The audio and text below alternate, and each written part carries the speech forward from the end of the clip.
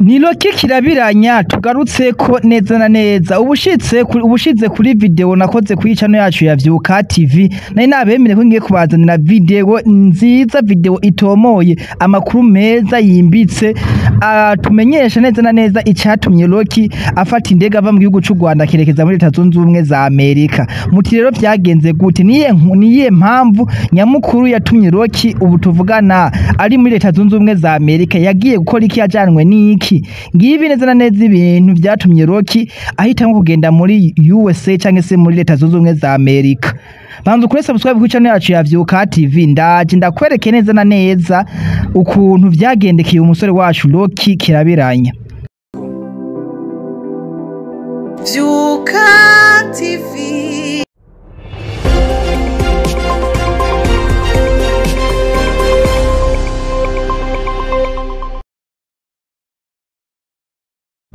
Let's go. Muri kumwe nanje Kiteda Maya kida promota kuri microphone za Vyuka TV. Ubushizire kuri video none nabakoreye kuri channel yacu ya Vyuka TV. Nari nabemereye ko ngiye kubazanira video nziza isobanutse ku bintu byagiye biravugwa kuri Roki Kirabiranya, kuri Roki Kibomo n'andi mazina menshi musanzwe mumwita. Reka rero maze shimire wowe wakoze kuri subscribe kuri channel yacu ya Vyuka TV, vuga ati wubahwe uri umuntu w'agaciro kuri twebwe. Turaje turebere hamwe neza na neza ikintu cyatumye Roki Kirabiranya yinjira USA, ubu abarizwa mu masiti akomeye hari anyi za New York. Roki Kirabiranya ati byagenze gute? Abantu bakunda kurikirana YouTube channel yiwe ya Roki Entertainment, novuga ko YouTube ikomeye cyane, murakunze kubona ko Roki akunze kudukorera inkuru nyinshi zitandukanye, inkuru ziba zigezweho nk'amadokumentari atumenyesha ubuzima bw'abarya abantu baba president babaye hanze ba Putin, akatumenyesha abandi nabande, inkuru nyinshi zigiye zitandukanye. Ico mwomenya cyabaye kuri Roki Kirabiranya ni ikihe rero? Mwarabonye ko yatubwiye ko YouTube channel yiwe yagize ikibazo, atumenyesha ko agiye gukorera ku yindi YouTube yiwe nshasha. Mutire byagenze gute kugira ngo ahebe ya YouTube yiwe yahora ifise abantu benshi bayikurikirana kandi ari yinjiza amahera menshi? Ntiyayihevye habe namba.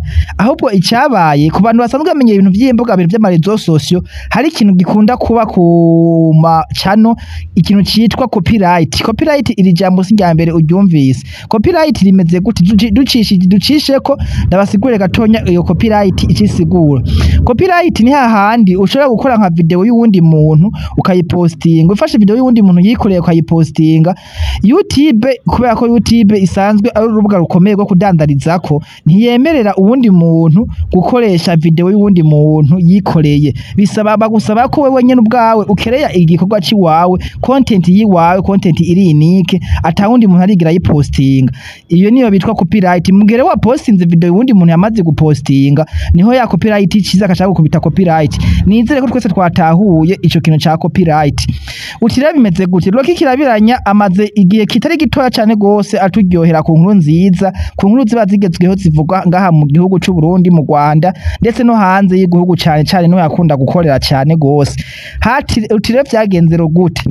Roki Kirabiranya yarakora amadokumentari menshi, mugabo y'amadokumentari yakora Roki ajya acisha kuri channel, kuri YouTube channel yiwe ya Roki Entertainment. Zaba ari documentary yakuye ku yandi ma YouTube canke se yakuye ku zindi mbuga z'abandi bantu baba postinze hanze nk'abazungu, ugasanga nka RFI canke ibindi binyamakuru bikomakomeye bya postinze inkuru. Roki nakacafuta ya nkuru nyene ba postinze akayidownloadinga, akashishira muri ya studio yiwe bakayihinyanyura, akayisigura, akayidushikiriza mu Kinyarwanda twese tukabasha kubitahura.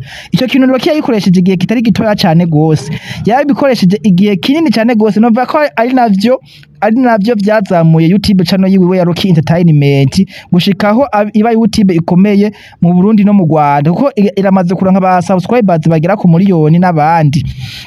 Izo nkuru rero yaduha canke se mu madokumentari yaduha, murumva ko Roki siwe azikorera muri bwite. Ni kuvuga we Roki yababusobanure kujya kuntu musanzwe mubona Roki asigura nk'isinema, ziga sinema buya kugira zisigure, kugira yemerewe kuzisigura, hari ukuntu yabanza kurira ku ma website yabajya abazungu baba bazipostinze, kuvuga ivyo yarabirihira. Ariko ikintu cyahabaye, izino documentary yadukorera kuri YouTube channel yiwe ya Roki Entertainment, ziga documentary zose twari tumaze igihe kinini tubona kuri YouTube yiwe, zozo burya ngo ntiyigeze azirihira habe namba.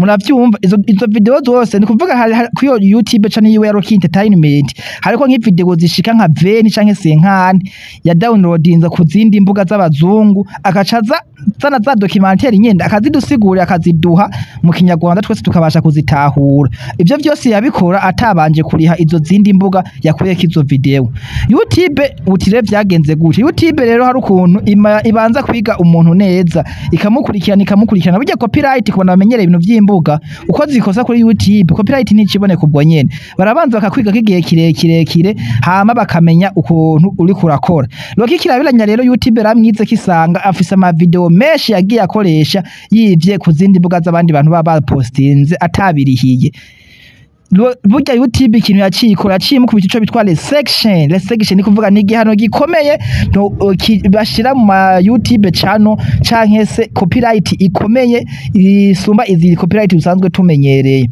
muramaze kuvyumva abantu bariko bakora nk'ibiganiro canke bakora ibindi bintu havugiyemo akaziki kanaka nk'akaradio bavuga ati zimyo radio ntibazadukubite copyright kubera ko ya majwi y'ahandi hantu yinjiye muri iyo video yawe wakoze YouTube ishibona ko wivye ijwi ry'uwundi muntu yikoresheje bakaca baguhana kaciba copyright Rocky wewe yakoresheje video zika nka 20 canke 50 yivye ku zindi mbuga tigeza zirihira ikintu cyahabaye ni ikirero baciye bamwugarira ico bitwa monetization bamaze kuyikugarira kuri YouTube channel yiwawe ntubugishoboye guhembwa ivyo wakora vyose kuri YouTube channel yawe nta kintu kimwe biba ariko birinziza urashaka kuronka aba followers benshi n'ama-views meshi mugabo ukimucerekiwe no guhemba cyangwa se no kuronka amahera nta nico umusura kuronka kuri YouTube channel yawe mu gihe baba gutwaye ico bitwa monetization nizereka ko mwagatahuye icyahabaye rero kuri Rocky kirabiranya niki YouTube channel maze kubona ko amaze kuyiba video nyinshi zitandukanye atazirihiye baciye bamukubitamwo ico gihano niho rero Rocky yaciye akora video azatumenyesha ko hari yindi YouTube channel